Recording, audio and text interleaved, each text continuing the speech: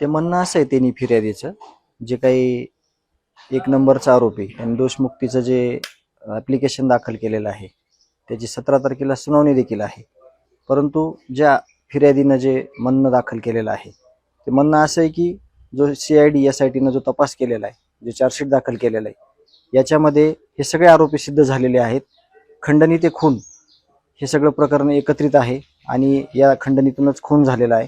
आणि असंच त्यांचं म्हणणं आहे की जो तपास झालेला आहे त्या तपासामध्ये हे जे आरोपी आहेत ह्या आरोपींना कठोरातली कठोर शिक्षा झाली पाहिजे.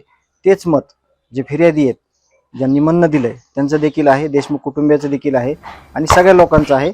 आणि एक विश्वास व्यक्त करतो की यांना फाशीची शिक्षा होणार, ह्याच्यातून कुणी सुटलं जाणार नाही. दुसरीकडे आवादा कंपनीच्या 2 अधिकाऱ्यांनी सुद्धा म्हणणं दिल्याची माहिती आहे, त्यामध्ये काय त्यांचं काय म्हणणं आहे? त्याचं देखील तेच म्हणणं आहे की ह्या आरोपींना कठोरातली कठोर शिक्षा झाली पाहिजे. आणि ज्याने हे प्रकरण जवळून म्हणण्यापेक्षा सगळ्या महाराष्ट्राने हे प्रकरण बघितलंय की कशा पद्धतीनं माझ्या भावाची हत्या केली, ज्यांनी ह्या गोष्टीला म्हणजे जाणलाय तो कुठलाही माणूस जरी काय मागणं मागायचं असेल तर ह्या आरोपींना फाशीची शिक्षा एवढंच मागणं मागेल. आणि आमच्या सगळ्यांचं तेच मागणं आहे आणि ते 100% त्यांना शिक्षेपर्यंत नेईल आणि ते त्यांना शिक्षा होईल असं आमचं मत आहे.